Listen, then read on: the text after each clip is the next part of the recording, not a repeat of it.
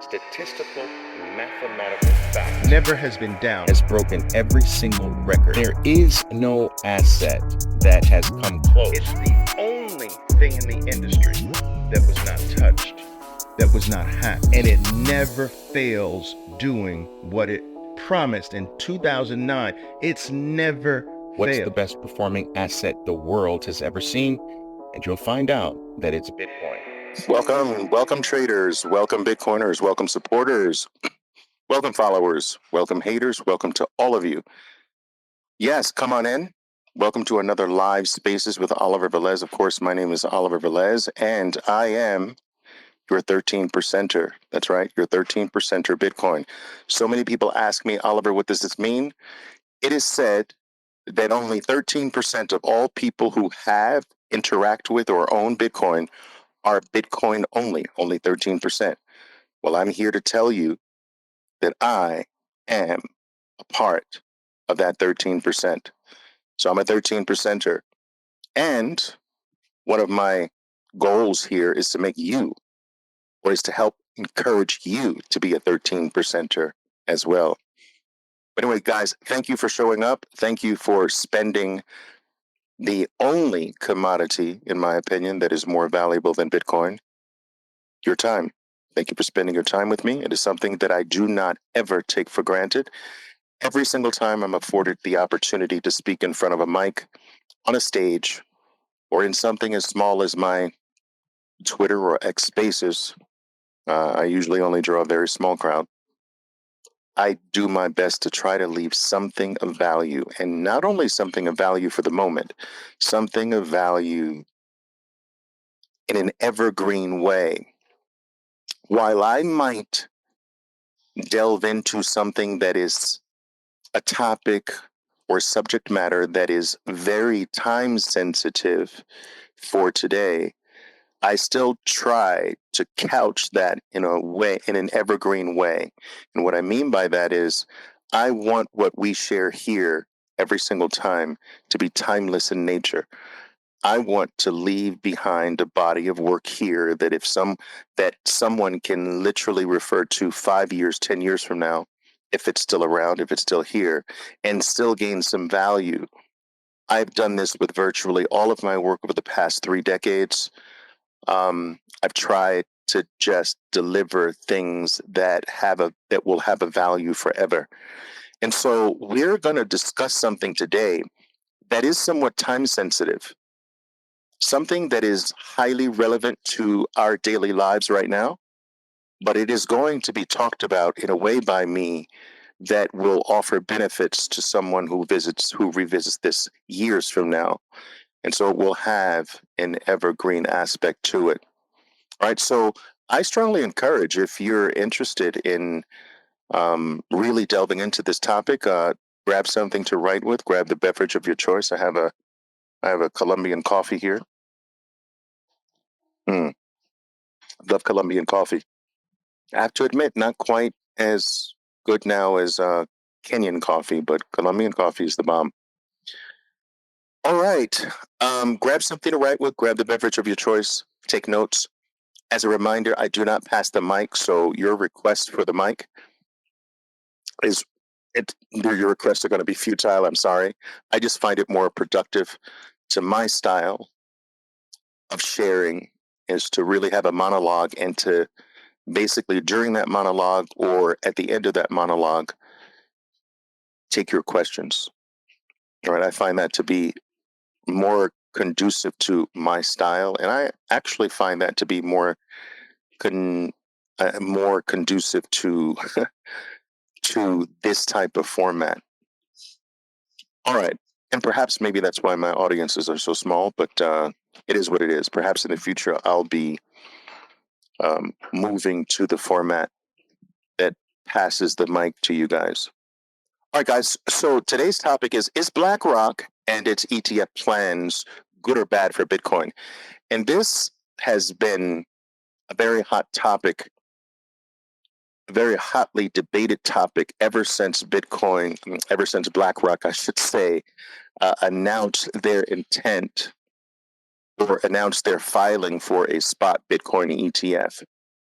And I'm, to be very honest with you, I'm actually appalled. I'm stupefied at some of the things that I've heard regarding some of the conspiracy theories about BlackRock being not only bad, but the conspiracy things about regarding BlackRock being an agent of the government to collapse Bitcoin and so forth and so on.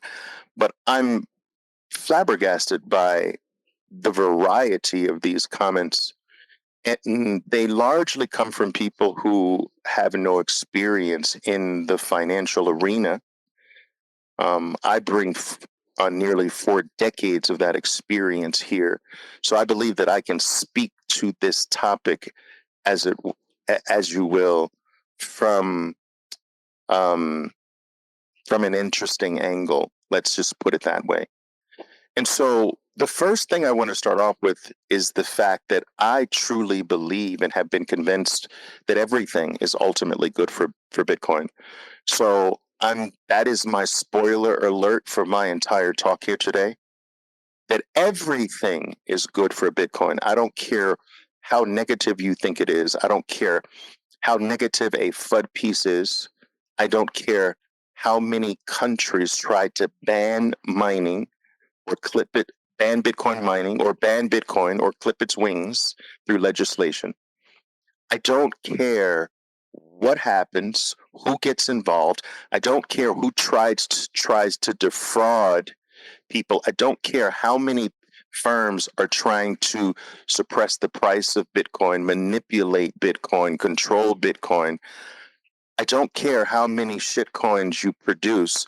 Everything ultimately is good for Bitcoin. And perhaps I'll have some time today to delve into that aspect of my belief system as well. But let's talk BlackRock here.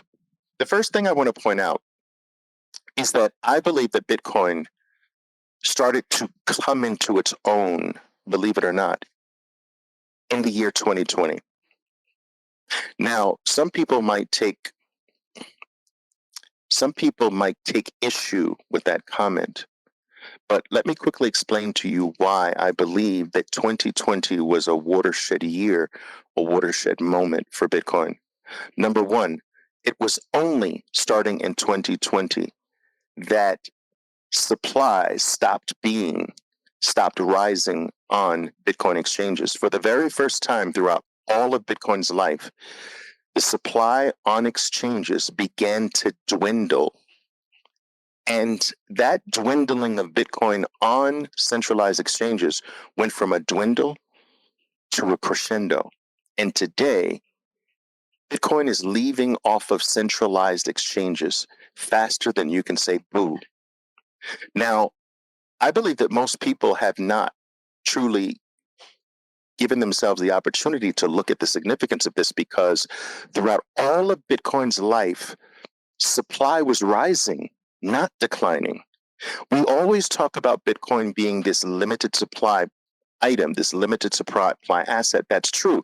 But that doesn't mean that supply can increase on localized, centralized exchanges.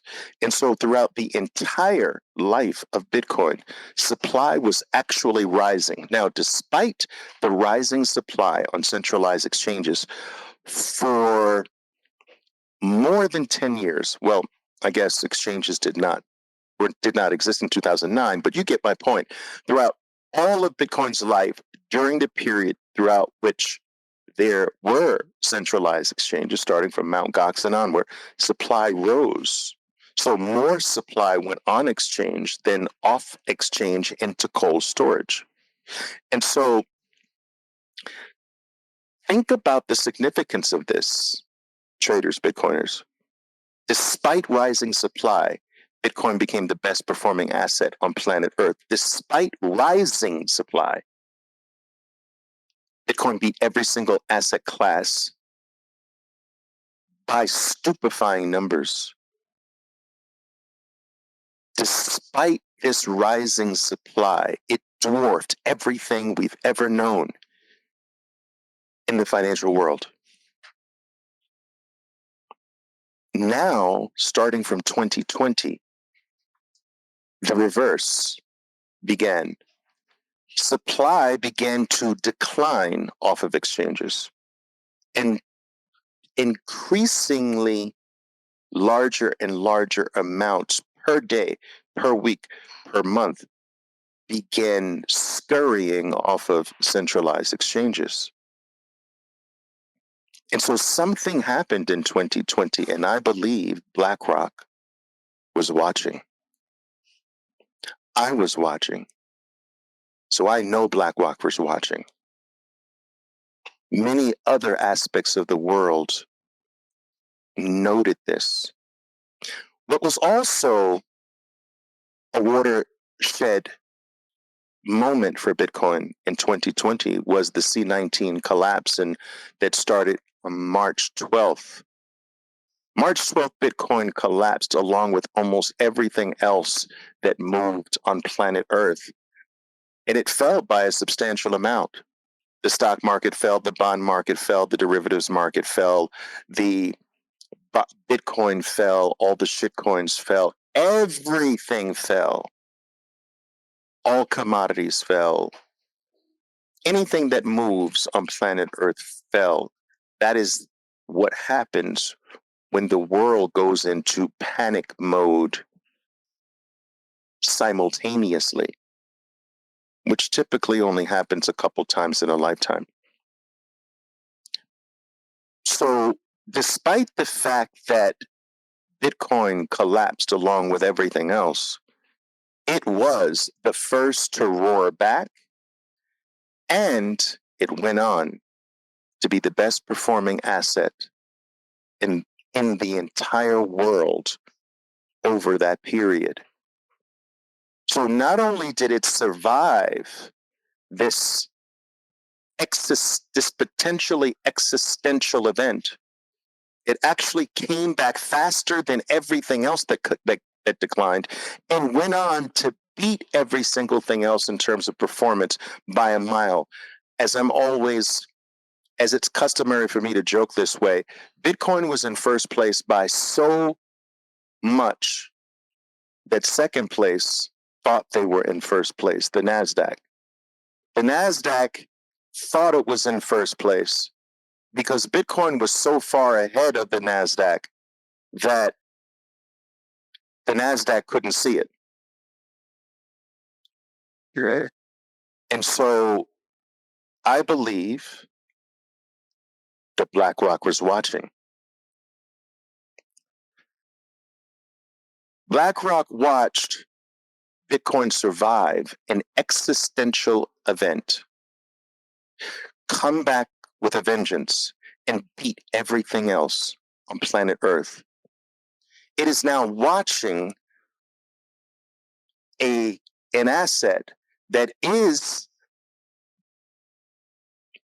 unrefutably the best performing asset on planet Earth transition from an asset where the supply is increasing on exchanges to now decreasing on exchanges. And there was, in my opinion, only one or two more tests that BlackRock needed to see Bitcoin pass the interest rate hike test, the unaccommodating Fed test, the easy money to hard or not so easy money monetary policy test. And BlackRock knew that what was next was going to be a liquidity change throughout the world.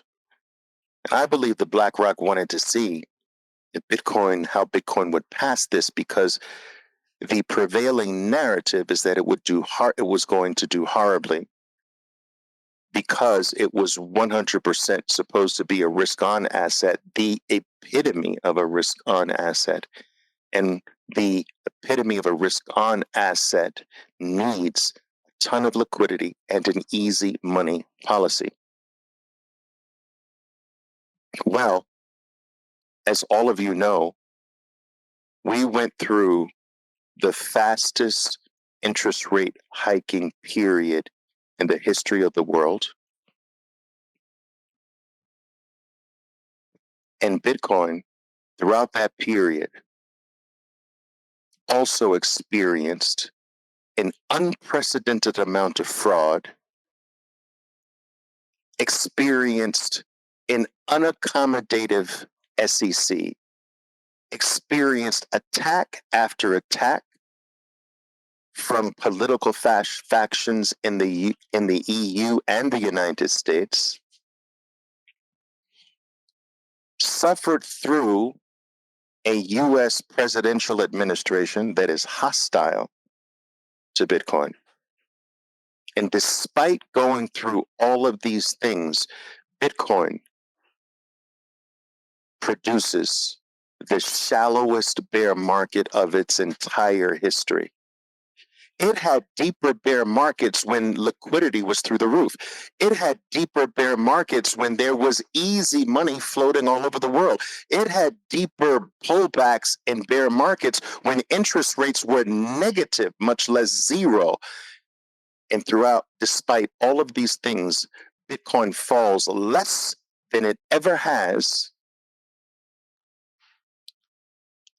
and practically bottoms right on time. I believe BlackRock was watching. You see, I also believe that BlackRock had a team, a dedicated, the way it worked when I was in this business. You put a dedicated team on an asset class and you give them a 6 to 8 month mandate. You live and breathe this asset.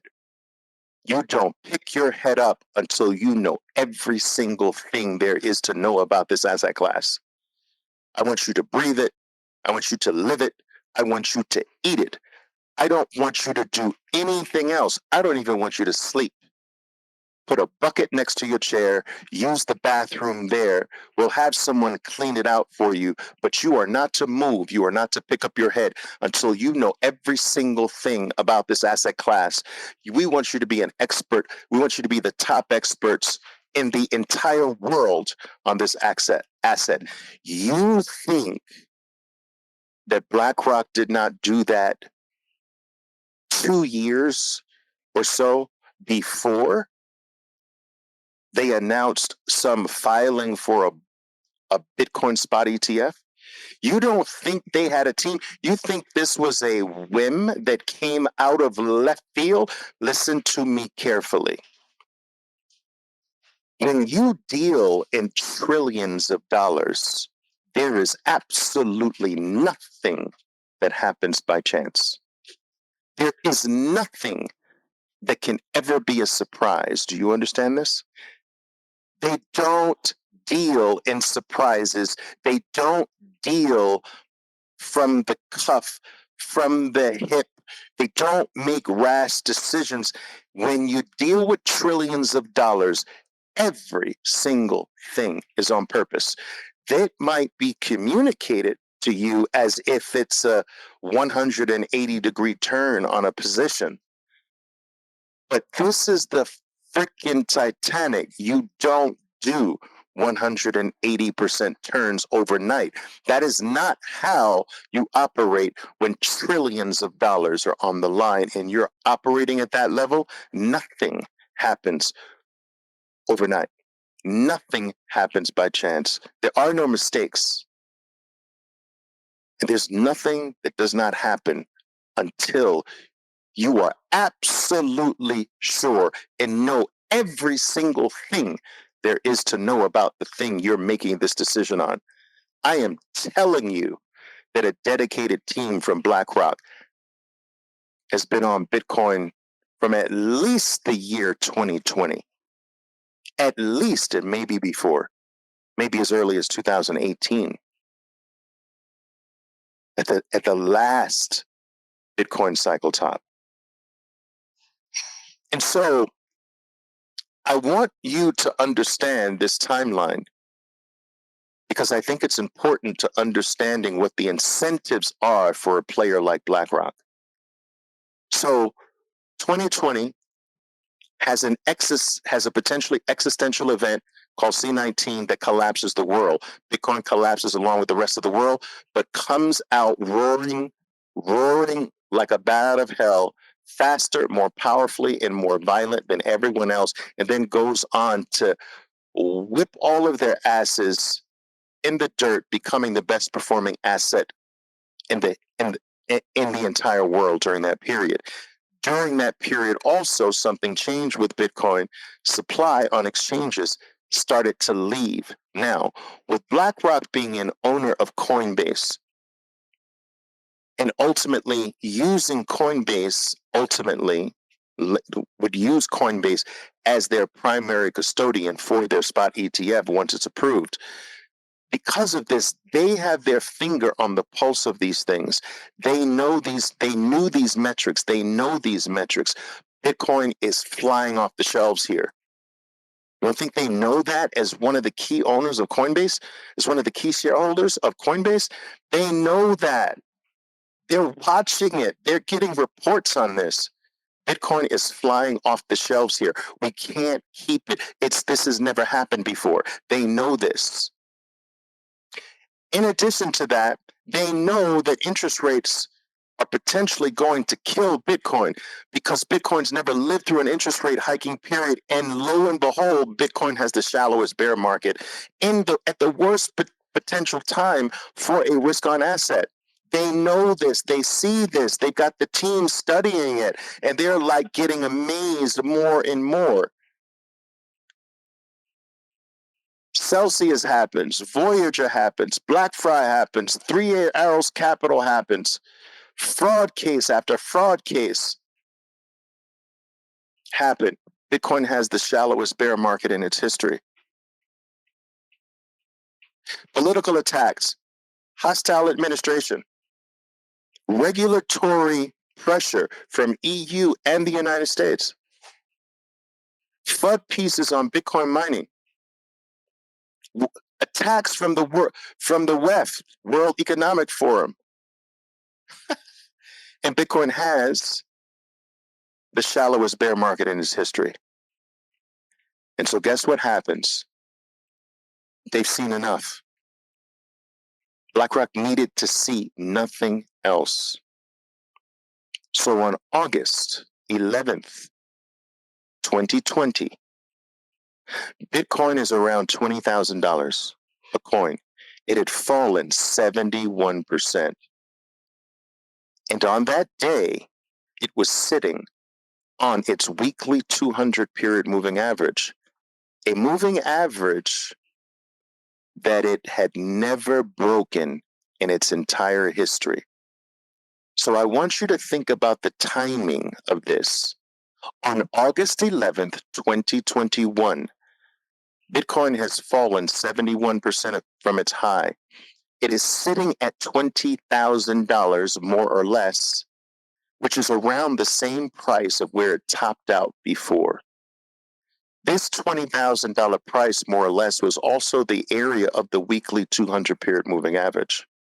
And throughout Bitcoin's 13-year history up until that point, right, 13.5 year history up until that point, Bitcoin had never broken below its prior high, the prior high from a cycle before 20,000. It had never broken below its weekly 200 period moving average for any extended period of time. And on this day, when Bitcoin is right there, it launches an internal Bitcoin trust, but only for the best of its institutional US-based clients. This trust needed no approval from anyone. This trust needed no regulatory anything, because it was private, because it was internal, because it wasn't made available to the public, because it was only for its best and top, probably most well-heeled clients in the US. It launched an ETF, well, a trust, which is primarily the same thing. It launched it early. BlackRock wanted to pick off the bottom. They'd studied it for years. They had a dedicated team on it. They watched it go through its survival process, and they got their finger on the pulse that this thing is disappearing off exchanges. We owned the second largest exchange in the world. We know this.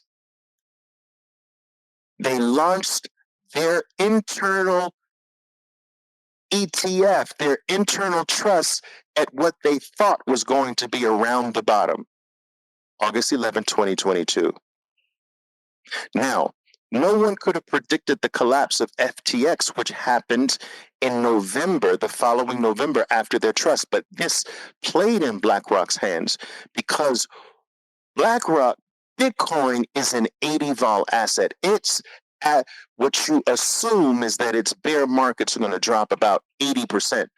BlackRock launches the Bitcoin ETF, its internal Bitcoin trust when Bitcoin is down 71%, 70%. So you always assume another 10% or more below your starting point. In fact, you hope that you start on one day and there is a little bit more downside left to accumulate at better prices, because you don't ever want to start exactly at the bottom, because then your all of your additional accumulation points are higher, raising your average price. So they go in around 20,000. The FTX collapse brings Bitcoin down slightly below 16,000. You don't think BlackRock's best clients did not gobble that last push to the downside up? You don't think that that giant red bar got halted like that because BlackRock was saying, I'll take it all? Now, I can't say this factually. All I can tell you is that I teach my traders to accumulate that way, that you never start at the bottom. That's for novices. You never start where you think it's over. You start 10 to 15% before you think it's over. How else are you going to build a very nice average entry point? You can't do that picking the exact low. You got to go in before you think the low has been formed. And so their team knew that Bitcoin typically falls 80%. They knew they were going in at 70% down. They knew there was another, at least historically speaking, there was another 10% down to go, and they gobbled that entire drop down from 20 to 16,000. I promise you, I was doing it, and if I was doing it, I know they were doing it. And I showed all of you here I was doing it. Taking 20 at a time at a clip. Here, I was showing you that. And so, BlackRock front ran its own spot ETF for the world. You see, that August 11th launch for its best customers, its best clients, was literally front running the announcement that they knew was going to happen in the early part of 2023. They allowed their best clients to front run their own announcement. And so, fast forward to the beginning of 2023, when another surprise test that Bitcoin passed gave them even more confidence to go all in on Bitcoin. The US had its premiere of another banking collapse.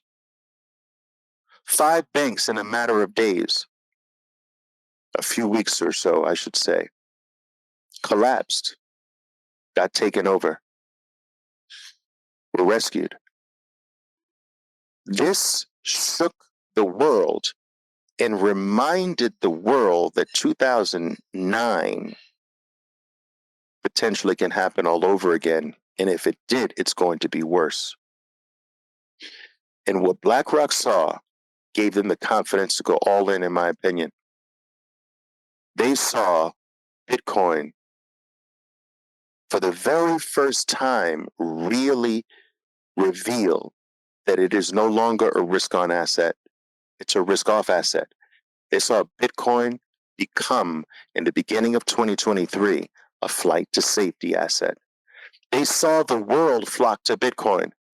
They saw professionals flock to Bitcoin. They saw big money managers all over the world flock to Bitcoin. They did not flock to gold. They did not flock to other things. They flocked to Bitcoin, and Bitcoin became the best performing asset in the world again during a crisis. These guys are not stupid. They know how to read the tea leaves. They see the writing on the wall. Nothing can become the best performing asset in the entire world during a crisis unless a lot of people are flocking to it. The crises, in the crises, Bitcoin is the best performing asset in the world with almost a 100% gain. And so what this do gave them if they ever had a shadow of a doubt, then their best clients are happy. They got in at the bottom. They all know this plan to launch. They get this valid confirmation that Bitcoin is the right choice. Look, now we're up 100% this year. And BlackRock's about to announce a spot Bitcoin ETF. BlackRock announces the filing for a spot Bitcoin ETF. Bitcoin is roughly 25,000 at the time and shoots up past, approaches 31,000 again on the bounce. This move in Bitcoin, as small as it is, as it was 25 to almost 31, is a signal that they wanted to see. They wanted to see the signal. Their best clients wanted to see the signal. What kind of effect is this going to have? And that pop in Bitcoin told them it's going to be big.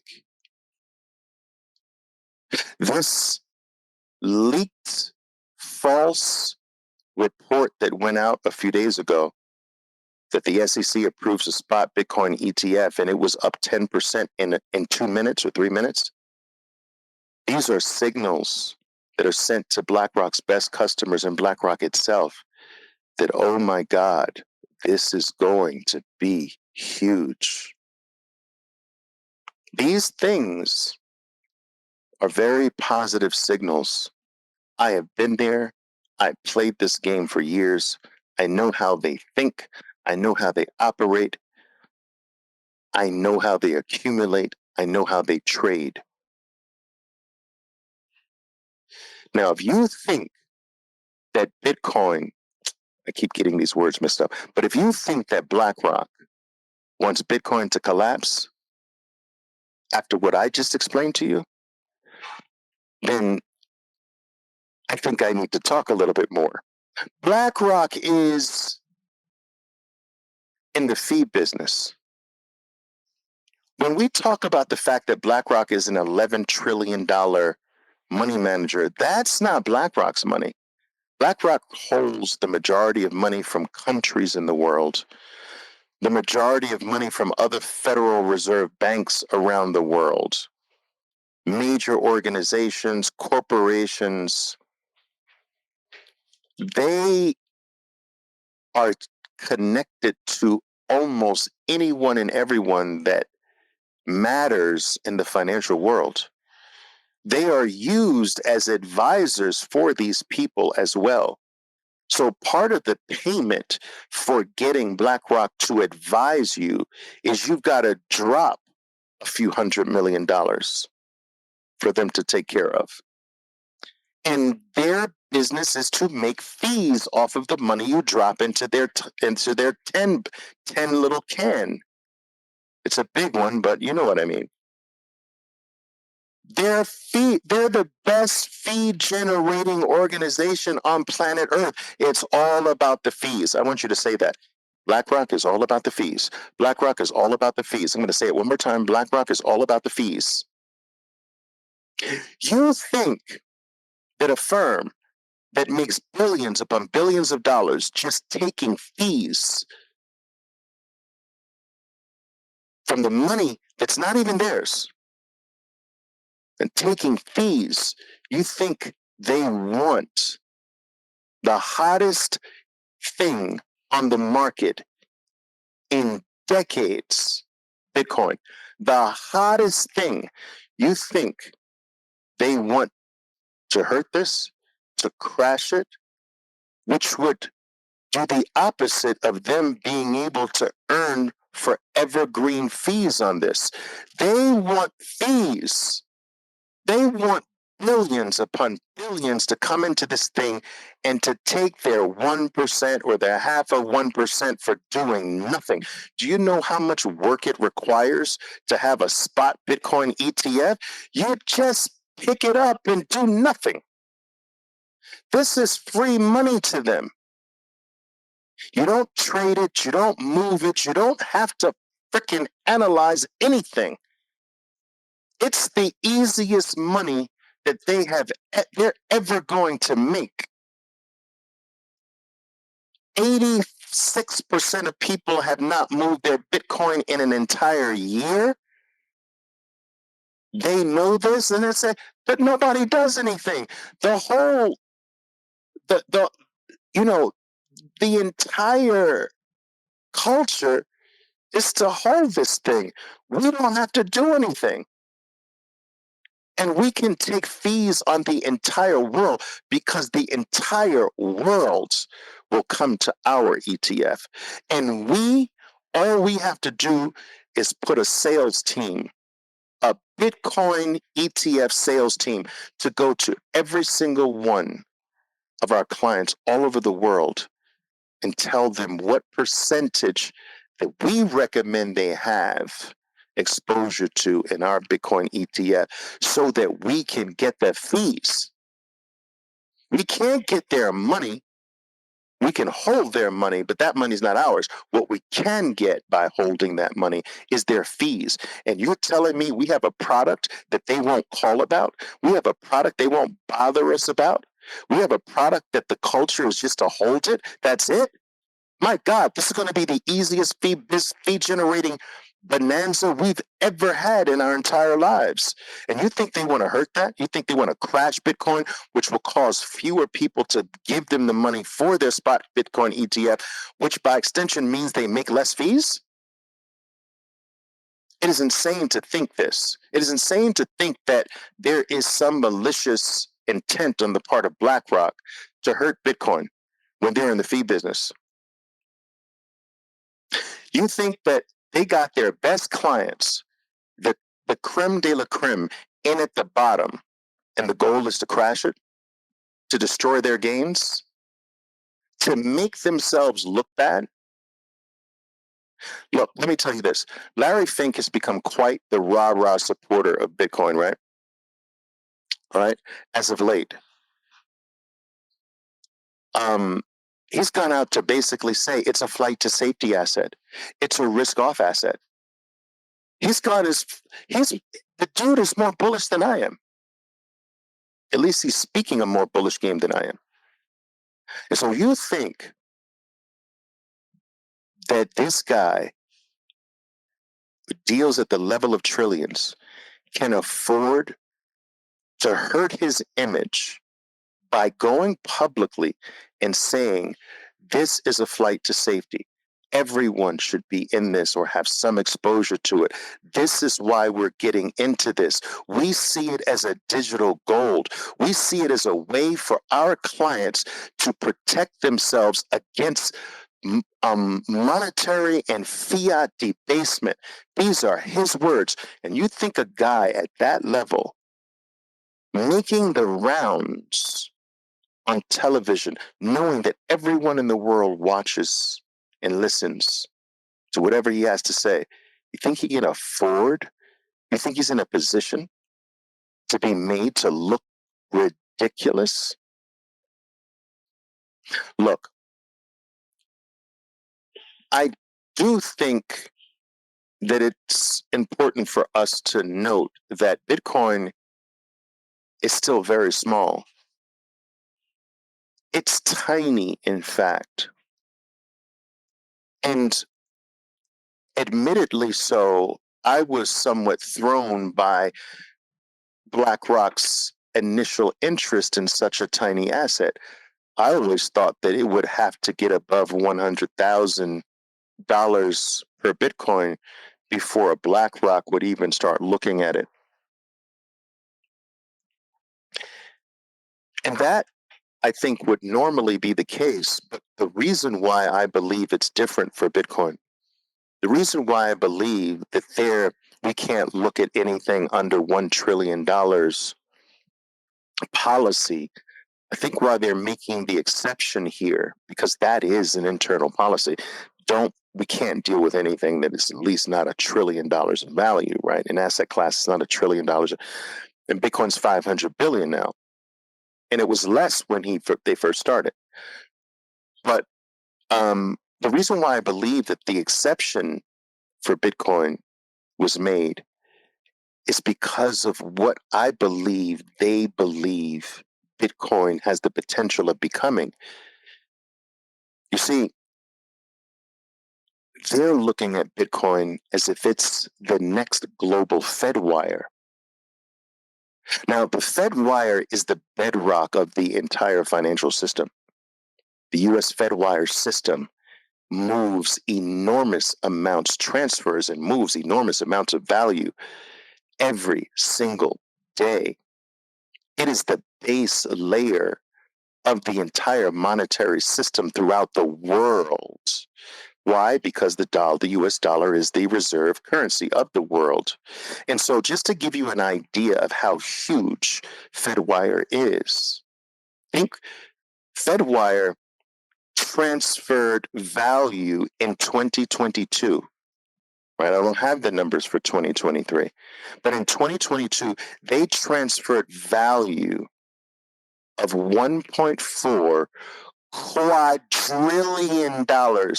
Look, not trillion, not billion, not million. $1.4 quadrillion in 2022. In 2023, I think is substantially higher.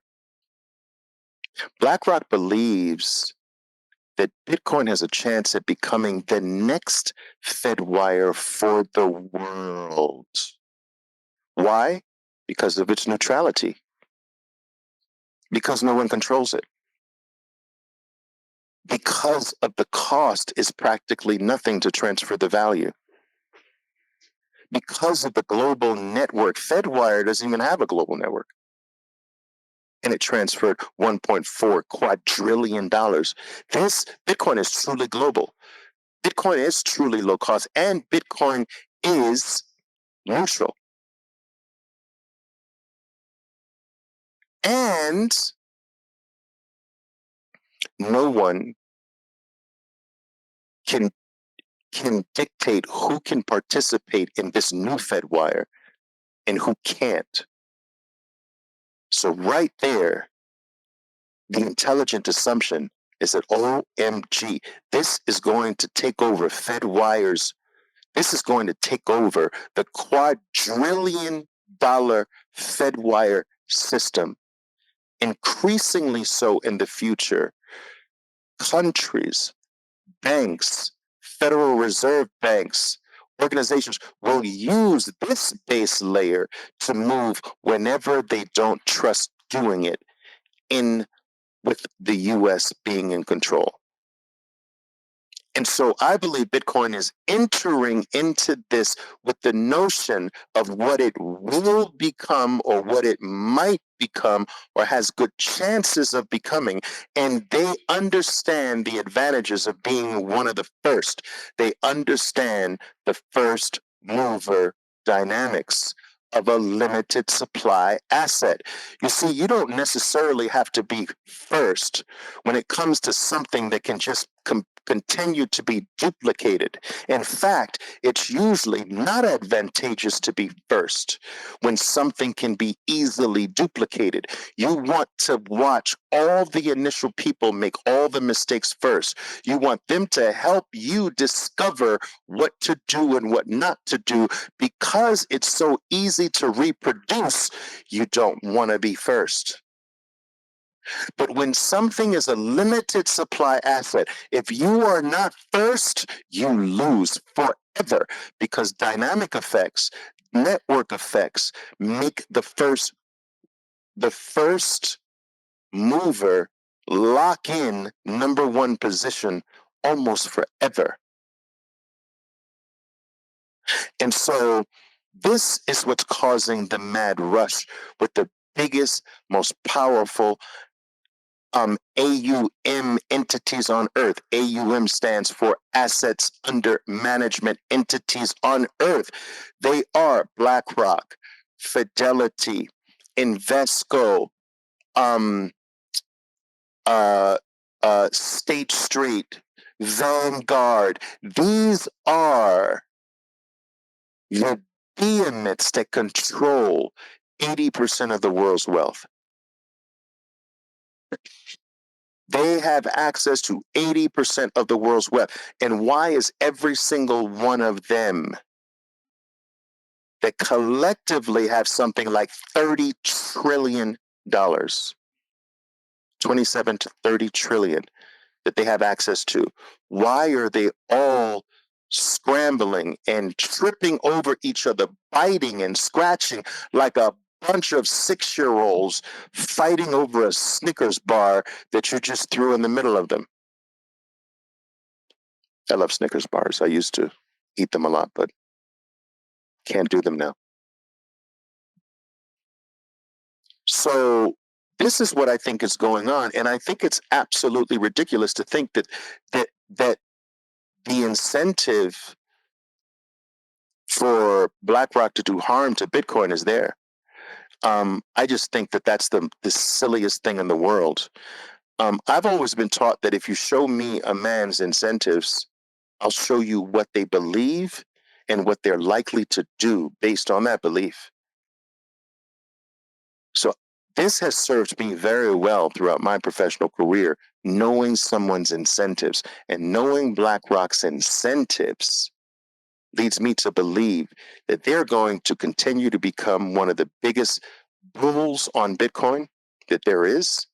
They don't want Fidelity to be the biggest bull. Fidelity now has the reputation for being the biggest bull amongst the behemoths. They want that position. And so Larry Fink is going to continue to go on show after show after show to take over the role that we're the biggest bulls on Bitcoin. Watch when the BlackRock's reports on Bitcoin start coming out, because the reports that Fidelity puts out on Bitcoin get a lot of traction today. They want that role. Larry Fink wants that role. He wants BlackRock to have that role. They need to be first. They want to be first.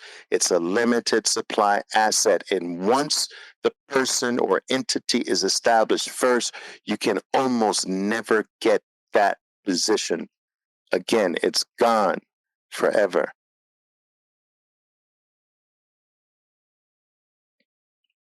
Now, on top of all of this,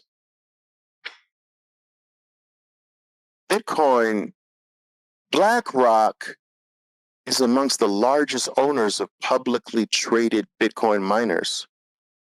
how would the incentive to hurt Bitcoin be there? Like, we are the largest owner of the top 5 biggest Bitcoin miners that are publicly traded.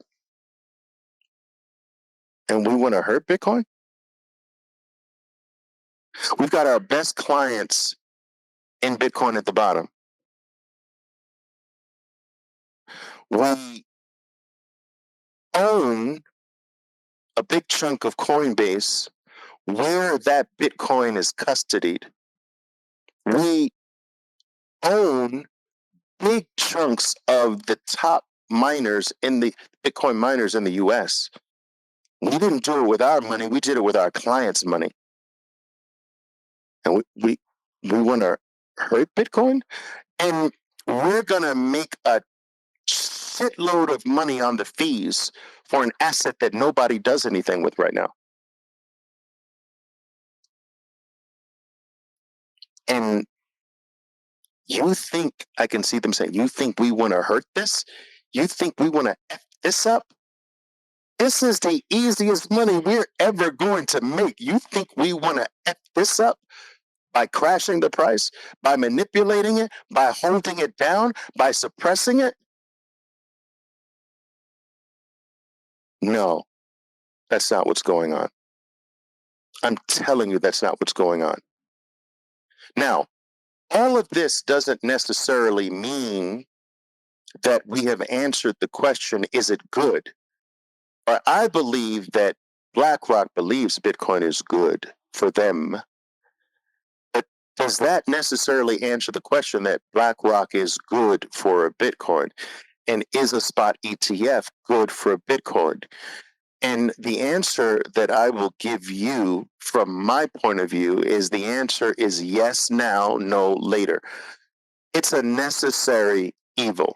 And the reason why I say a necessary evil, and I use the word evil, is because a spot ETF does go against the Bitcoin ethos of self-custody. It is a bearer asset. So an ETF actually promotes that you don't bear a bearer asset. Now, bearer assets were taken away from the world because of their almost unlimited benefits to citizens. And so countries all over the world did this in tandem.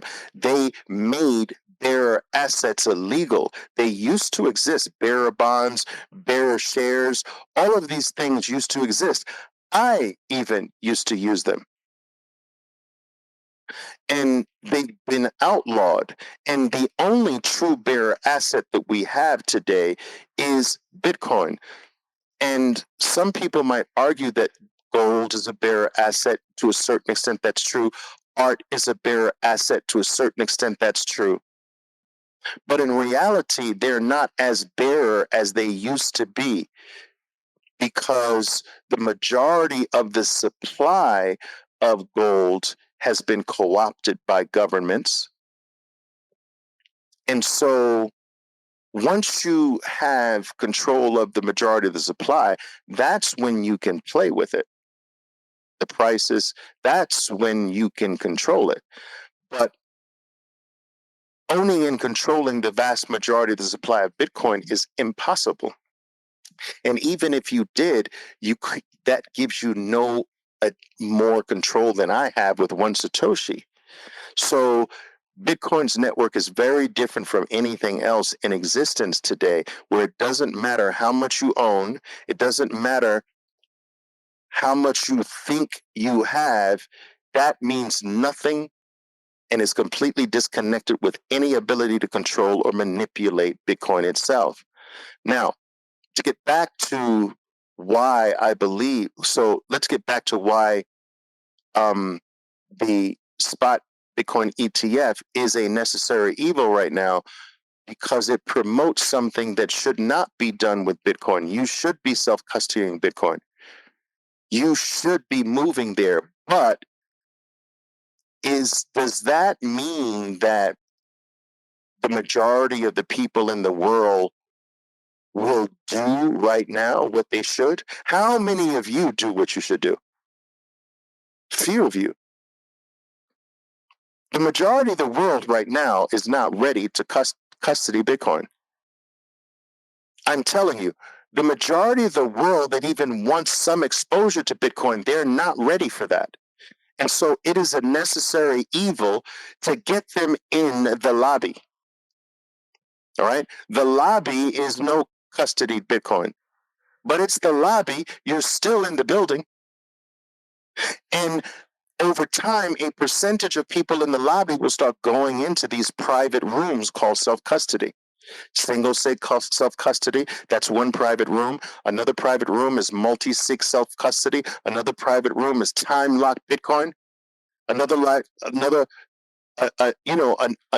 All of these private rooms and these different types of self-custody and things of that nature, more and more people will siphon off from the lobby into these other private rooms.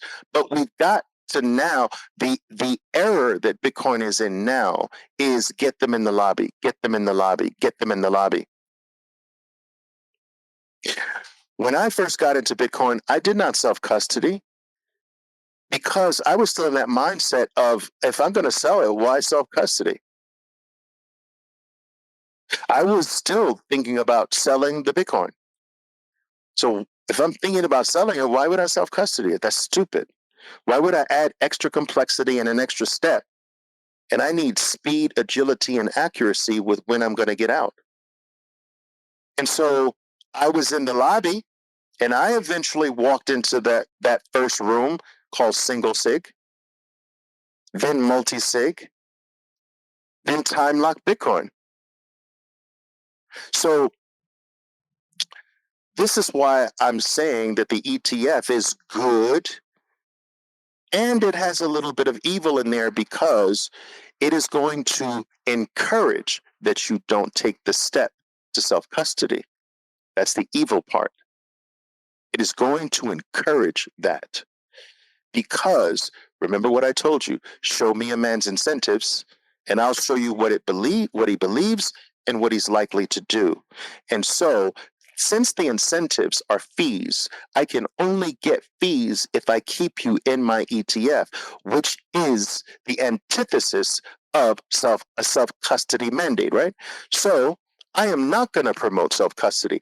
I'm going to downplay self-custody. I'm going to tell you I'm going to show you stats of how many people lost their Bitcoin. I'm going to tell you that it's not necessary. And so that's the evil part. But I believe that despite all of that, it is better to get people in the lobby, like I was in the lobby, than to keep them on the outside.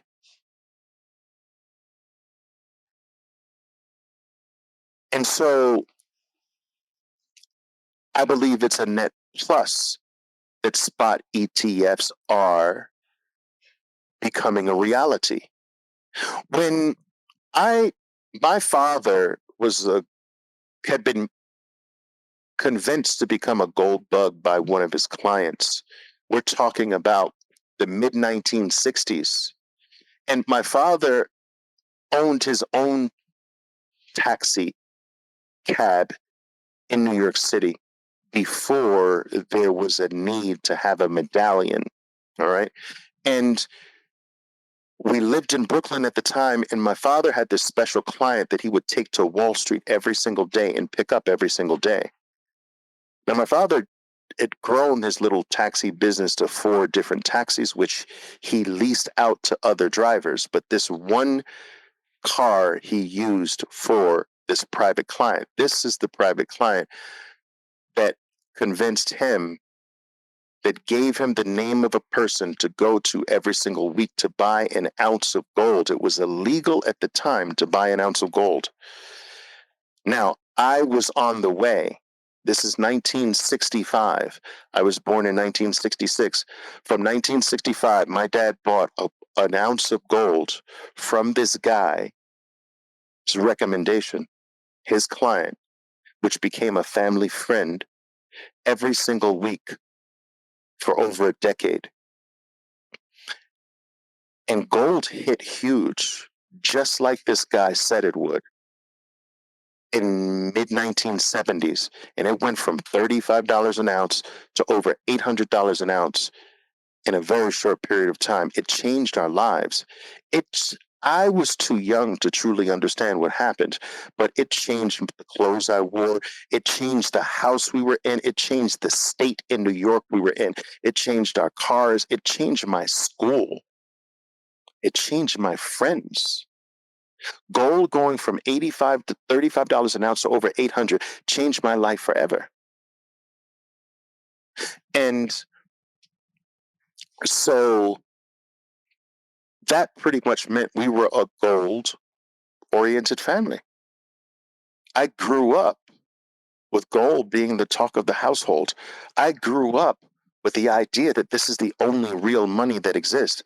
I grew up in a household where the talk was this is the only way that you protect yourself from the system, that you work the system, that you go into the system, you earn dollars for gold.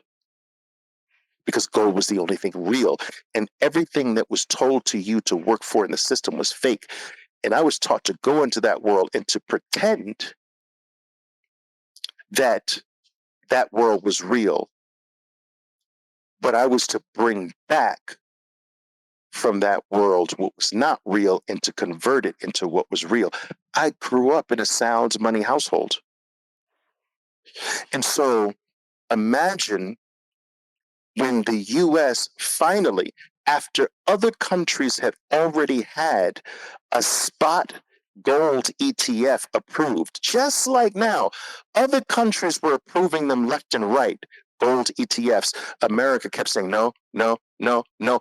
And imagine when it was finally approved. I remember it like it was yesterday, late 2004. I had major positions. I had major positions in Home Depot at the time. I had major positions. I'll give you the position. I had major positions in Eli Lilly. I had major positions in McDonald's. I had major position in Home Depot. I had a major position in Microsoft. I had a major position in Apple, and I had a major position in Amazon at the time. And these were wealth positions. Basically, my whole wealth, everything I'd accumulated over the years was locked inside of these plays. And they were multi-decade holes for me. What I decided to do was to pare down big on my McDonald's. I pared down big on McDonald's. I pared down big on Home Depot at the time. And I pared down about half of my position on Microsoft. And I put all of that into the US's first gold spot ETF. I didn't do it in the late 2004, but I did it because of tax purposes in the beginning of 2005. And if you want to know what happened, just go back to the chart of GLD and look. It exploded and exploded and exploded. It went on an 8-year run with only a hiccup during the 2009 crisis. It took off all the way into the late 2011, making a top. And I believe that at that particular point, when gold topped, it passed the baton to a new gold, Bitcoin. And from that moment, gold began to fall and Bitcoin began to shine and rise. My point is that we have a blueprint for we have a roadmap. We have a blueprint for what happens with every single asset class that a spot ETF is made for. There's an exponential rise.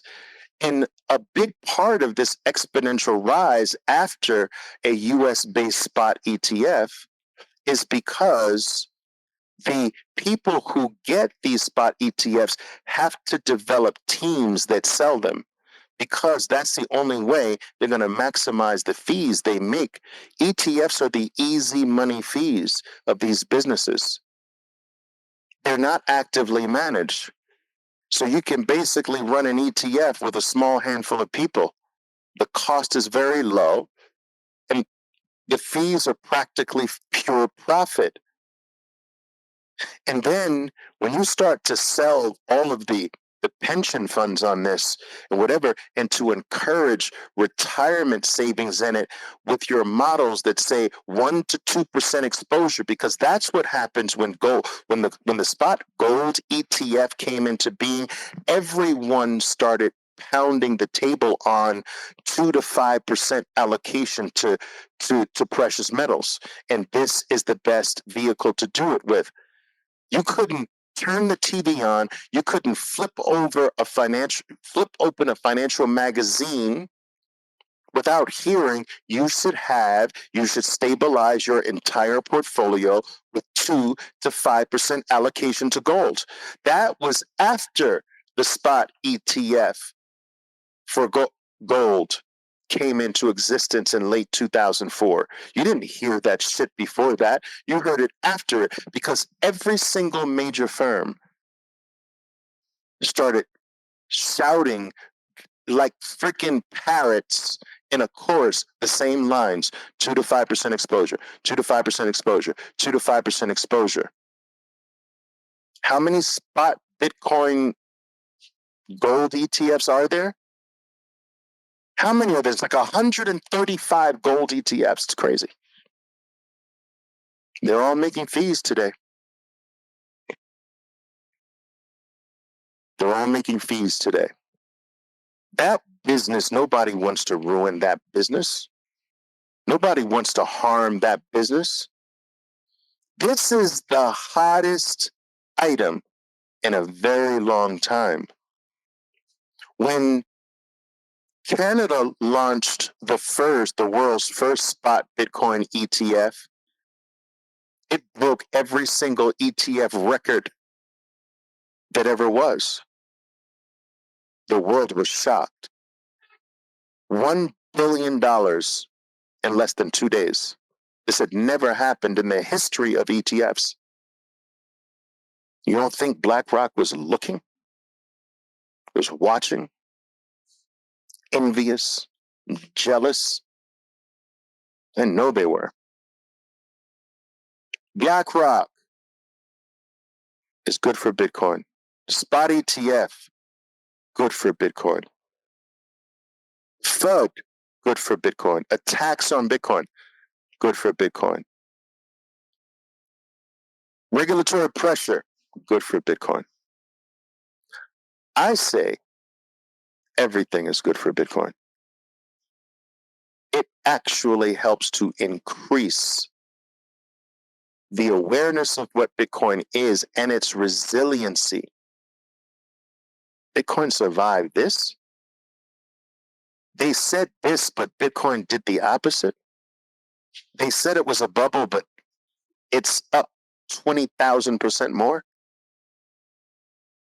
They said it was boiling the oceans, but now we're seeing that it's the greenest industry in the world. Like, it raises the awareness and the intelligence level about Bitcoin, all of the negatives. And when I say this, some people say, well, Oliver, your distaste for what you call the cryptocurrencies, the altcoins, the shitcoins out there, are they good for Bitcoin? And as much as I hate to say it, God damn it, they're good for Bitcoin too. And I'll explain to you how and why shitcoins are good for Bitcoin, for a variety of reasons, in my opinion. Number one, they, in a very small way, serve as Bitcoin's testnet.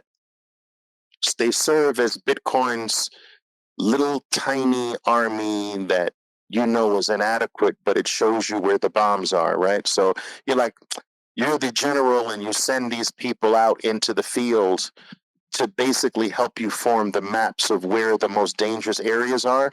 So you send this group over here, and you send this group down this path, and you send this group over that mountain.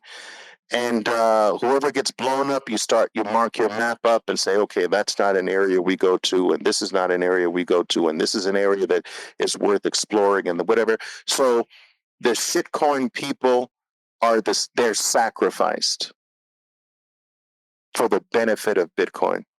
If there's something that some idiot or bozo out there who's trying to get rich with this pump and dump scheme happens to by mistake discover or fall on or trip over, Bitcoin can pick that up and run with it. So in a very small way, these cryptocurrencies serve as this test net. They'll never work. Test nets you never trust. They'll never work, in my opinion. But they might be able to reveal a thing or two. Good in that form. What's another way shitcoins are good for Bitcoin? They take the regulatory focus off of Bitcoin. Shitcoins have helped Bitcoin become the item with the most regulatory clarity. That is because shitcoins are so bad. Shitcoins are so bad. They're so wrought with fraud. They're so scammy. They're so pump and dump that it makes Bitcoin in the eyes of anyone who wants to attack the entire industry look like a freaking saint. It's so dirty. It's so filled with the worst VCs in the entire venture capitalist industry. I am telling you guys, you're not in the business. I am. The VCs that operate in that business have the worst. They have the worst. What's the word I'm looking for?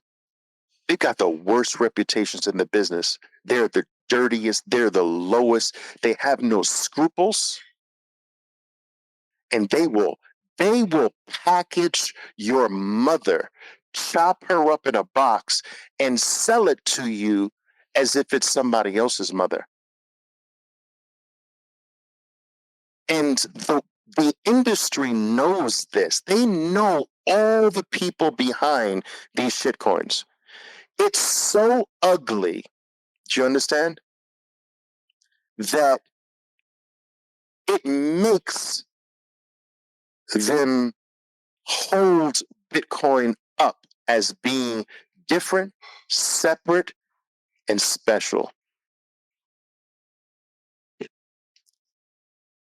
Because Bitcoin is so different, it has helped to create pure regulatory clarity around Bitcoin.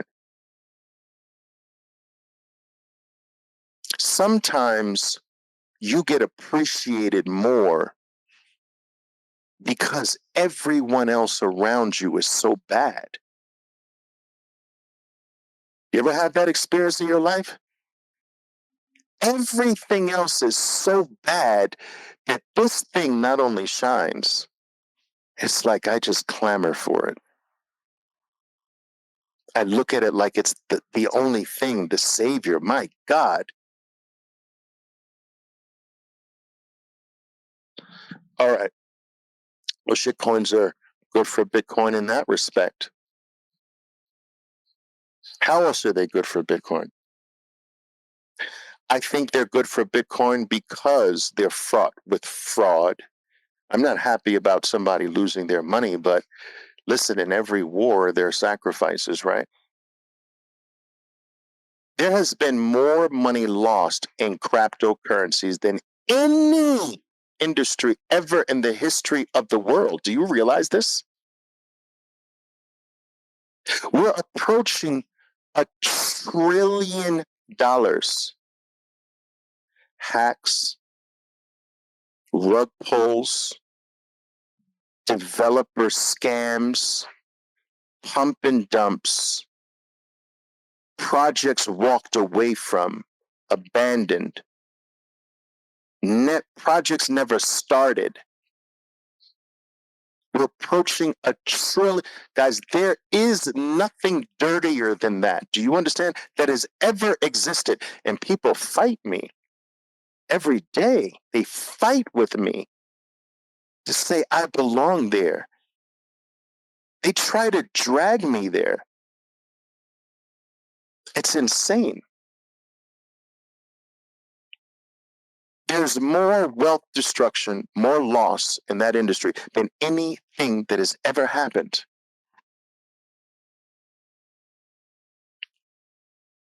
And so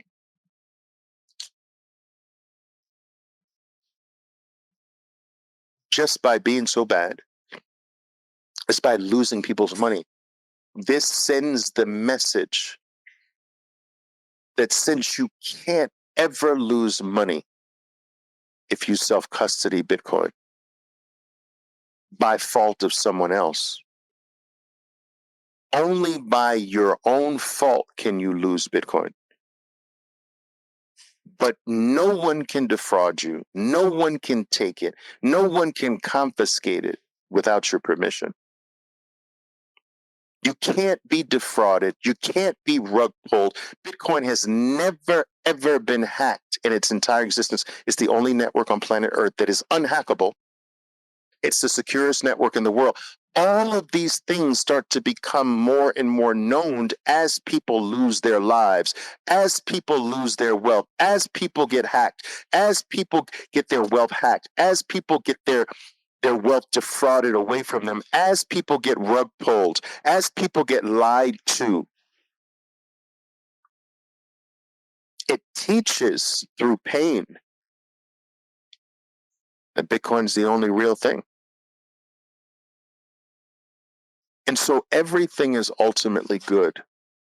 It might seem bad initially, but everything is ultimately good. The last thing I want to say about this BlackRock thing, by the way, is that there is an element, I believe, of game theory playing out here. That I believe that BlackRock has been, despite the fact that they said this was not the case, I believe that BlackRock had started to increasingly become bombarded more and more by its clients for years about Bitcoin. And things got to a place where their strong stance against Bitcoin was causing some of their clients to take a portion of their money out of BlackRock's assets under management and putting it with someone else that had a more open stance on Bitcoin. And I will tell you that when an asset manager starts to see funneled money leaving for other competitors because they don't have that, I am telling you that does not last very long. That does not last very long. That is game theory up the wazoo starts to kick in. We can't have billions of dollars walking out of the door. I can hear the meetings right now. What do you mean he pulled $1 million too? For what? Where did he go? Who took our money? I want a full report. You got 20 minutes. I'm going to go grab some coffee. I want a full report. How did this $1.2 billion walk out of our door? And who is responsible? Whose head client? Whose head on this client right here? Where did he go? What was the reason? How many calls did you have? What was his concerns? What made him pull this from us? Well, Larry, what can I tell you, man? You know, you told us our stance on Bitcoin was to say this. We've got the memos, right? They want Bitcoin. And there you go, right there. That happens 2, 3, 4 times. I am telling you, that's going to be plugged up and plugged up very fast. And once other firms start hearing that BlackRock is starting to warm up to Bitcoin, and they haven't yet, then that starts them to warming up on Bitcoin, preparing their people, changing the narrative, and then BlackRock's going to file. How many other big behemoths filed literally within a day after, like 5? It's crazy. That's called game theory. And it's just beginning, in my opinion. So that's my take, guys, on whether BlackRock is good for Bitcoin or not, whether a spot ETF is good for Bitcoin or not, whether I believe that BlackRock is trying to control Bitcoin or suppress its price. Those are my views on that. I think all of that is basically nonsense. It does not jive with incentives as far as I'm concerned. And I told you, one of my guiding principles is show me a man's incentives. I'll show you what a man believes and what he is likely to do based on that belief. And based on all of that, it just doesn't make sense to me. Now, I'm not saying that this doesn't mean that some basic trading strategies and arbitrage situations aren't taken care of, which does at times have a short-term impact on the price. Yeah, I mean, we all do that. All of the, yes, that's just part of the business. But I'm not saying that there's some grand evil plan to hold Bitcoin back, because that just simply doesn't make sense to me based on incentives. Okay, so let me just see if anybody has any comments, any questions so far. I have to go to my page here. Doom, doom, doom, doom, doom. All right. I didn't see this, Nate. I'm seeing it now. My mic is too loud. Is that what it is? Because I didn't get a chance to do the mic test. That's why. I can turn that down a little bit. Maybe that's a little bit better. Hopefully that's a little bit better. Sorry about that, Nate. All right. That was 42 minutes ago. Damn, really sorry. From BlackRock's, Mike is saying, from BlackRock's leaked report, a power utility investor starting from a 60 to 40% equity bond portfolio would wish to allocate 85% of their portfolio to BTC. I've actually heard about this, holding the remaining 15% of their portfolio in the same 60-40 equity bond mix. Yes, there was a leaked report that came out from BlackRock that actually suggested that the best portfolio mix was 85% allocation to Bitcoin, and the other 15% would apply the traditional 60-40 split between equity. 60% of the remaining 15% would be equity allocation, and 40% of the remaining 15% would be bond allocation. And believe it or not, that actually works in a very marvelous way. I actually like that. And for those who are uncomfortable with a 100% allocation to Bitcoin, it's a nice balance. I don't think that the overall institutional narrative is going to start there. I do think upwards of 5%, like gold was, upwards of 5%. And ultimately, other firms started to distance themselves from the 5% crowd and went to 10%. I remember this. And so I do think that we get to 10%. Now, imagine if you've got a total right now of about $30 trillion of assets under management by just the top firms that have filings for a spot ETF. So think about this. I'm not talking about $30 trillion in the entire space of asset managers. I'm talking about $30 trillion of assets under management only by those who are vying to get a spot ETF in Bitcoin. And so imagine all of them suggesting 5% allocation to Bitcoin based on volatility and performance metrics. 5% of 30 trillion? Are you freaking kidding me? Do you see where this is going? And then the world follows them. So it's not just them. It doesn't stop there. It's what the message that they send to the rest of the world, these firms. You know what I'm saying? So it's huge what is likely to be the amount that's about to hit the spot Bitcoin market. It's stupefying, actually, in a way. So, wow.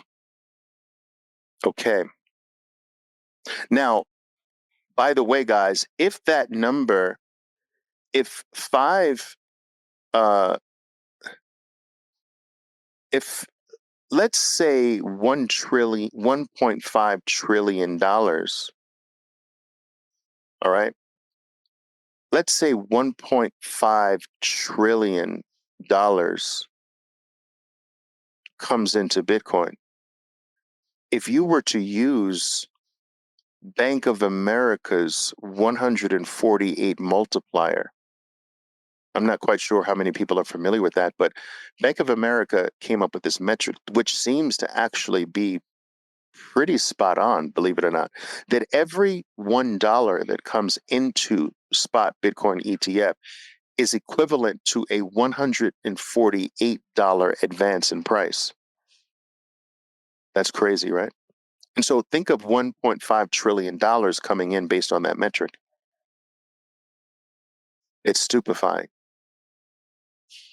And this is one of the reasons why I believe that we can overshoot the traditional bull run in two forms this time because of three things. Supply is coming off exchanges for the first time. So Bitcoin has never experienced this before, where supply on exchanges is declining.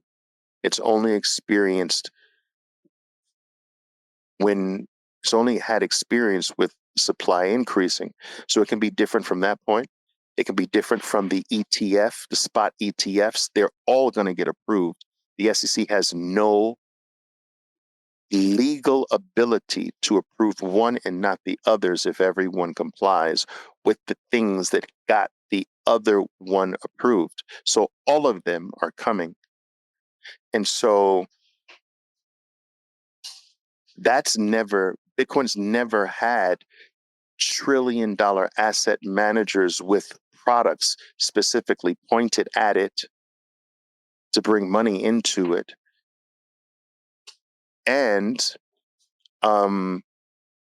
last cycle, the cap, which I spoke about in my last live session, the cap, Bitcoin's rally or bull period was capped by China's Bitcoin mining ban. And a few other things contributed to that, like the FTX and the institution of a futures-based Bitcoin ETF right at the top around 61,000 at the time, popped up to 69 and collapsed at that point. But other things were smaller contributors to it. But I believe that that China's banning of Bitcoin mining really cut and capped Bitcoin's bull run. And when you factor in all of these things, it's a good possibility that in two ways that Bitcoin extends its bull run. It extends it in terms of percentage, historical percentage gain. So I think that it's very possible for Bitcoin to have an advance that is larger on average than all of its advances in the past. And I also think that this can potentially extend the cycle. So instead of Bitcoin having a 2-year bull run, maybe it goes to having a 3-year bull run. So most of the 4-year cycle is bull, and only a small portion is pullback or bear. And so that's not the case now, but that potentially can happen. So extension on the upside and extension on the horizontal axis, which is price, and on the vertical axis, which is price, and extension on the horizontal axis, which is time. And so this has very, very huge implications as far as I'm concerned. Chucky E is asking, what about BlackRock's wording in their registration statement about they reserve the right to choose a path forward in case of a code fork? All right. So I believe that this legalese in the BlackRock registration statement is necessary, because if a contentious fork is presented to the Bitcoin community and is rather contentious, you might have big clients of yours on one side and other big clients on the other side. This is all under your own roof, Chucky E. Chuck E. Do you understand, Chucky? Do you understand what I'm saying? So it's all under your own roof. You now have an internal war between your own clients. You don't give a fuck. You don't care, but your clients care, and they're fighting and trying to pressure you to make this choice and to make that choice. And so, from a legal point of view, I can see them saying, look, we don't have to side with anybody. We have 100% right to choose, and not another client of ours that feel we should go their way. And so I don't see anything like, just because I'm used to statements like this, that this is just normal legalese to cover your bases, because that certainly did happen. You split the community with the last forking that created the shitcoin Bitcoin Cash, right? And so they're just reserving their right to bring order, I believe, to their own household by establishing up front, we decide, not you. You can't pressure us into anything. All right, James here says, I nailed it, boss. Thank you. Muhammad Khan, that's right. I love that. BlackRock needs BTC, not the other way around. BlackRock needs it to boost their failed ESG narrative. You couldn't be more correct on this, Muhammad. Their ESG narrative that was supposed to be such a huge, big money maker for them did turn out to be a big money maker for them. But it turned out to be disastrous on the part of the performance that they got from that narrative for the clients they convinced to give them the fees. So they made the fees. They pushed everyone into these ESG things, but the performance sucks. And so if they can add Bitcoin now to help save the day, it probably will. El Salvador, right? El Salvador. That is Bitcoin, the savior. Isn't it kind of interesting that the first country in the world to adopt a Bitcoin standard is called the savior in Spanish, El Salvador?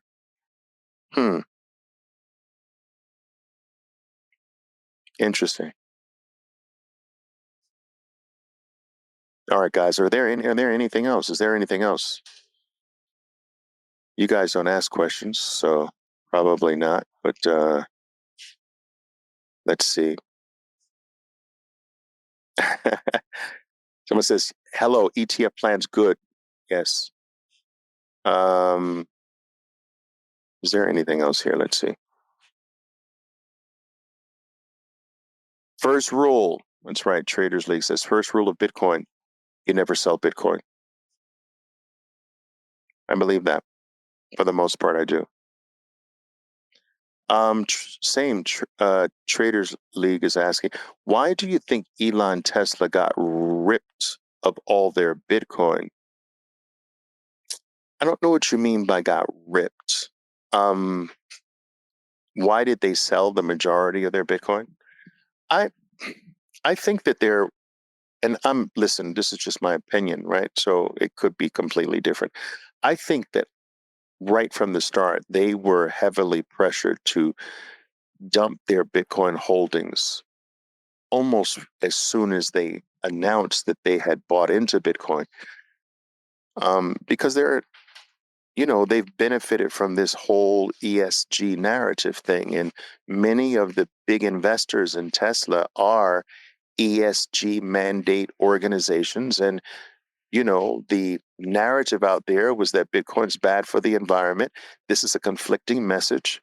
And he got a lot of pressure with people saying, I'm going to dump the stock if you don't get out of this thing. And so I think the pressure just continued to mount in that regard. And it was just easier to relent to that because a big portion of Tesla's business relies on that ESG money. You understand? And so that was reason number one. I think reason number two, was that the projections for things getting really bad saw the need to take to build a bigger cash position, and that the most liquid asset they had was Bitcoin to do that.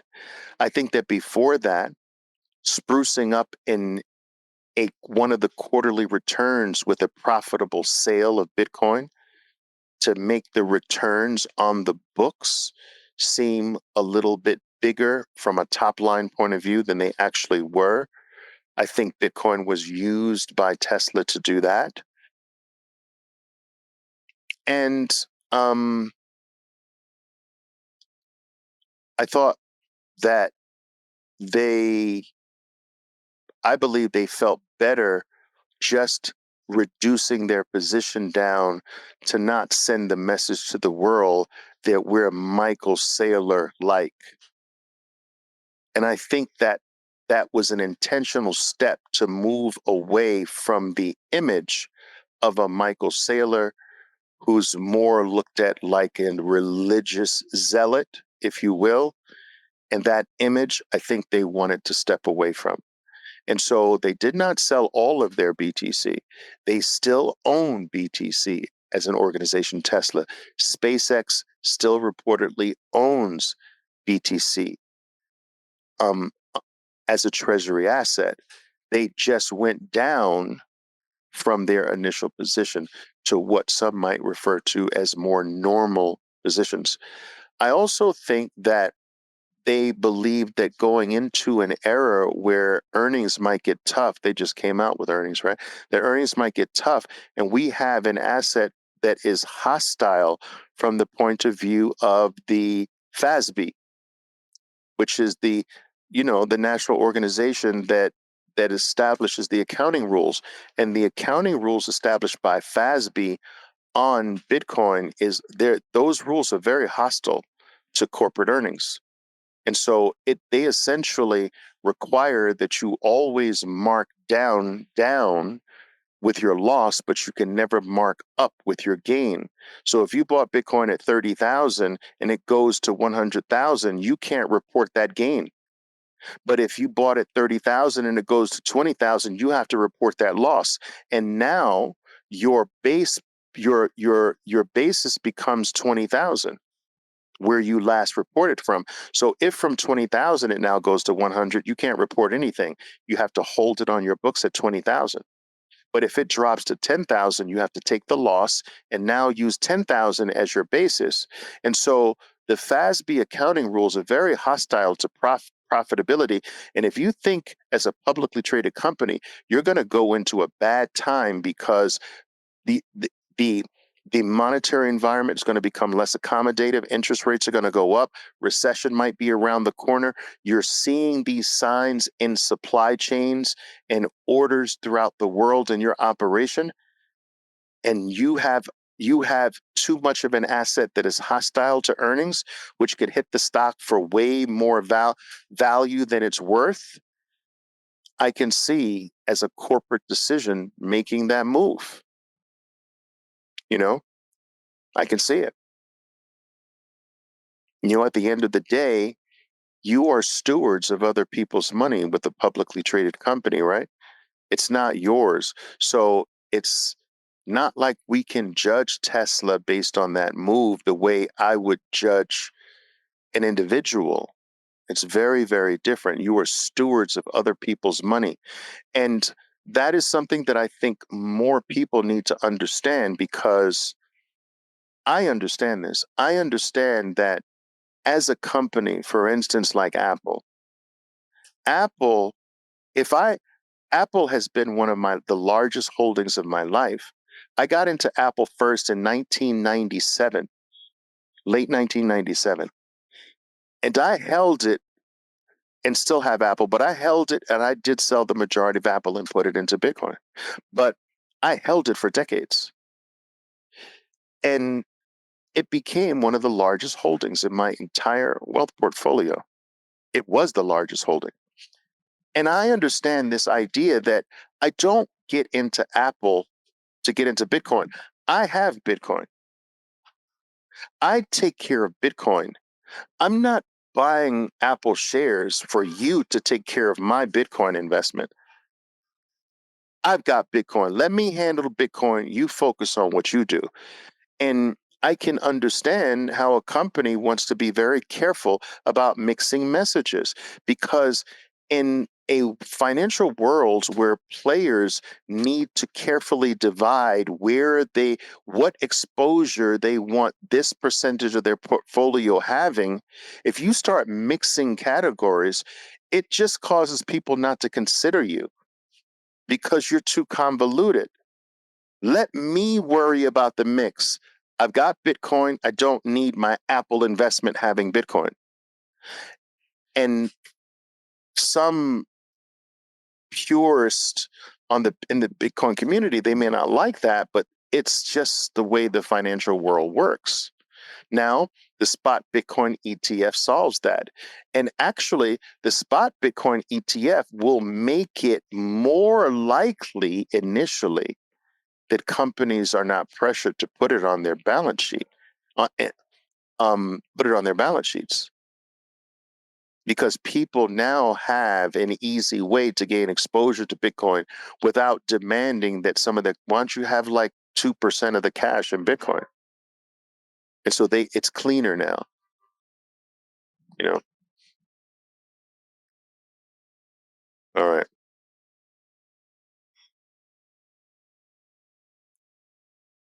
All right. I think that's it, guys. You guys normally don't ask questions of me here. Let me just check very quickly before I let you go. I want to check the original post here.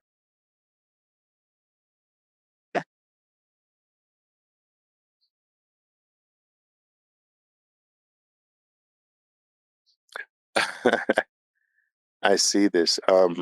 Someone is saying that Larry Fink keeps using crypto instead of Bitcoin, saying he can't legally say Bitcoin, for there's a pending application with the SEC.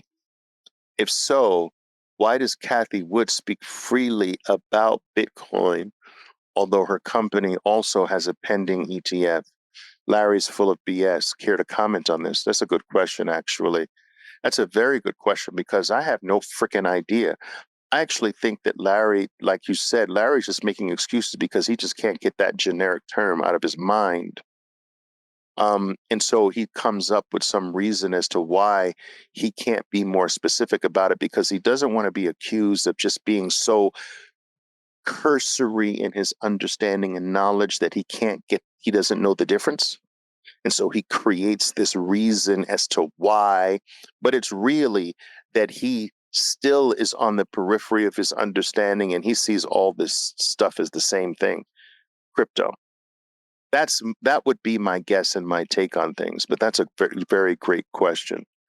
I do know that Kathy Wood is almost obligated to make distinctions with the word Bitcoin, because if I'm not mistaken, she has filed an ETF application as well, which I think is dumb. But because of that, if I'm correct with that, she would then be more compelled to make this distinction by using the term explicitly Bitcoin, or using the name explicitly Bitcoin, to distinguish from her other ETF application. All right. Doom, doom, doom, doom, doom. All right, here it is. Now, on this original post, I did get someone asked a very good question. Mr. Jamie asked, why is it likely before year end? He asked. They have until the end of February, and I'd assume they will use that time. I thought actually they had until January, but I don't know when they're going to do it. I think that the next deadline is January. I could be off on that, but I was just reporting on what the general consensus amongst analysts are. Now, you can take that with a grain of salt if you like, but the general consensus now is that there's a much higher chance of the approval occurring before the year ends than next year. And so the majority of people think that it's coming late year. All right. And if you were to put a gun to my head here, what would I guess? I would guess the same. I would say that the approval of all of them happens before the end of the year. At the end of the day, it doesn't matter. So I'm comfortable saying that, but it doesn't matter.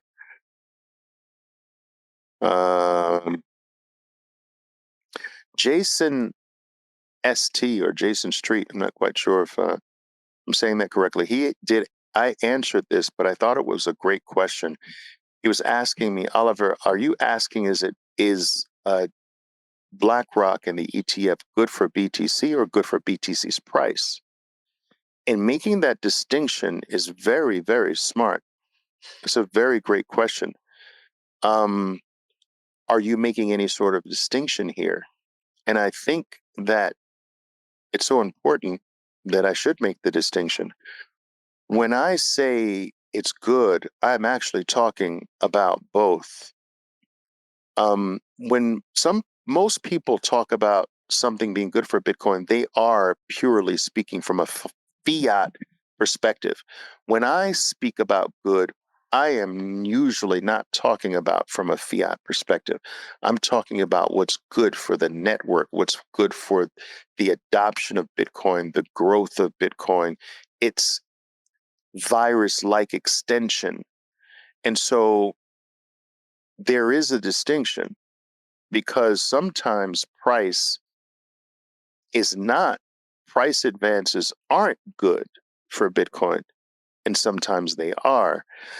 I mean, in one way that price is good for Bitcoin, a price advance is good for Bitcoin, is that it is its only marketing division. So unlike all the shitcoins out there, Bitcoin does not have paid employees. It does not have a paid marketing division whose responsibility is to go out there and get positive publicity, get articles written, get interviews done. It doesn't pay the shitcoin pump and dumpers on YouTube to do videos on it and to have live streams about it. So it doesn't do any of those things, right? So its only call to action is its price. Its only marketing tool is its number go up technology. And so it's good in that respect, that it brings greater awareness. It forces increasing numbers of people to look deeper at this scarce asset and fall down the rabbit hole. How is price good when it falls? Well, it takes out excess stupidity. Every asset can get saturated with leeches that shouldn't be there. And Bitcoin's pullbacks reveal who's true. It gets rid of excess. It gets rid of the leeches. It gets rid of the people with bad intentions. It gets rid of all the fraud that has been built up into the system. It shakes off anyone and everyone that should not be there. It purifies itself. And then after it purifies itself, it can go about doing its next round of business. And so both moves have a functional utility to them. And so price has a value in going up and going down to Bitcoin. As far as adoption, let me just say this before I let you go. I hear this a lot from your cryptocurrency people, that Bitcoin has no adoption, it's just held. And people just hodl Bitcoin, they just hoard it and stash it away. And how can that be good if it's not used?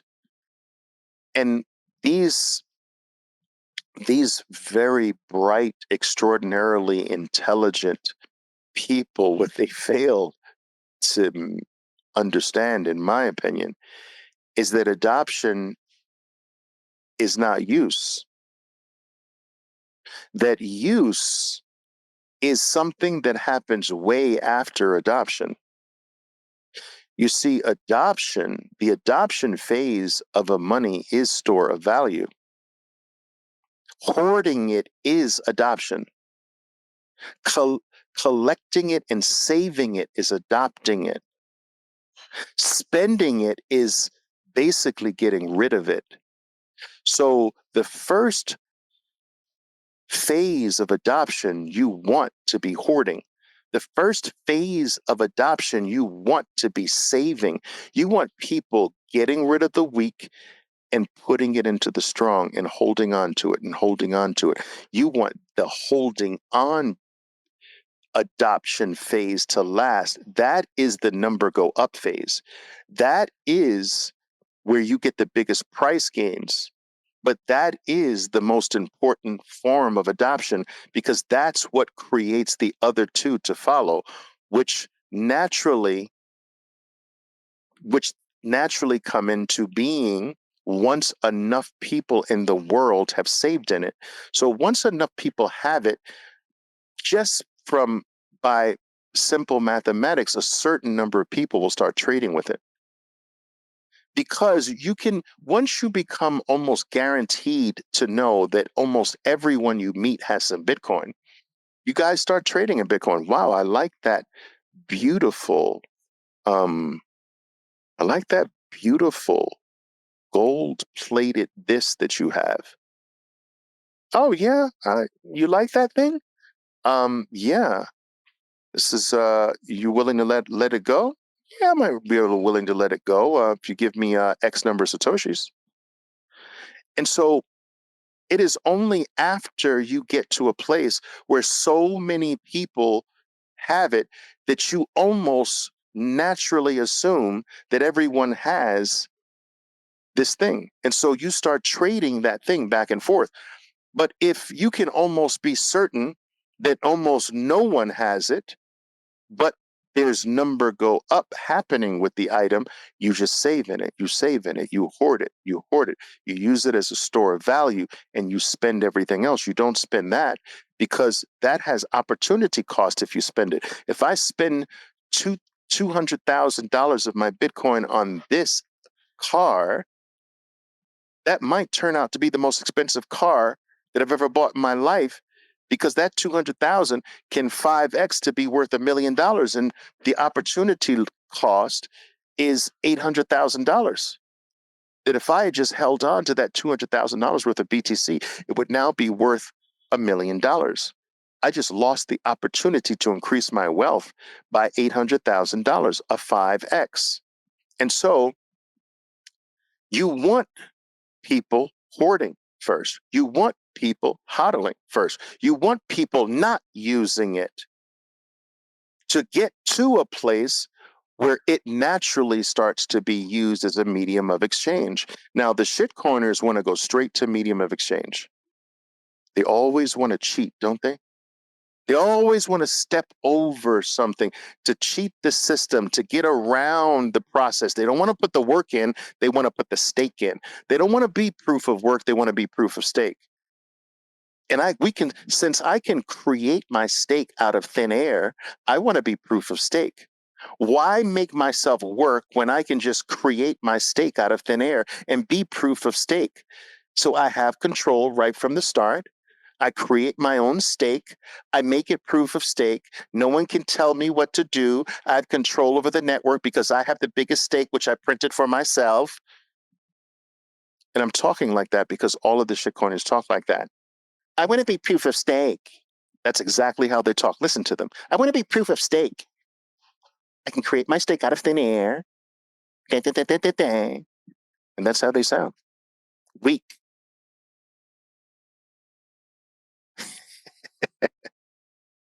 Sammy says, there you go. You inspired me, Oliver. Nice. You did a nice little stack there, Sammy. Nice. I see that stack. What is that on? That looks like maybe. Is that River or is that Strike? Not sure. Huh. Oh, that looks like River.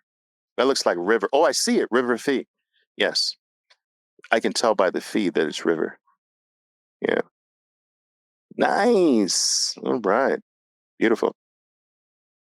All right, guys. So I think that's it, no?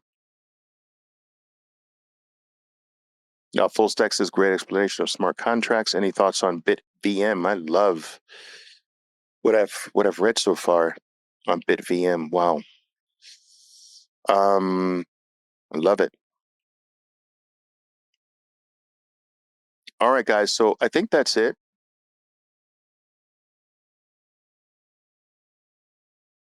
I think that's it. Listen, I always want to thank you. As I mentioned at the top of this talk here, every time I am given the opportunity to speak, I don't care if I have to do that to one person. I do the same for one person as I would for 10,000 people. And it is something I don't take lightly to sacrifice your most valuable commodity to come listen to me blab about Bitcoin. It's truly an honor. And I do say that sincerely. So I want to thank you for showing up. If you care to, please just share this talk that we had together if you think someone can benefit from it. Otherwise, I will see you the next time. So in the meantime, you guys trade well, continue to stack harder, and see you next live session. Ciao for now. Love it. And another one, guys. My name is Oliver Velez, and I am your 13%er Bitcoiner. Be safe out there, and until next time. Boo!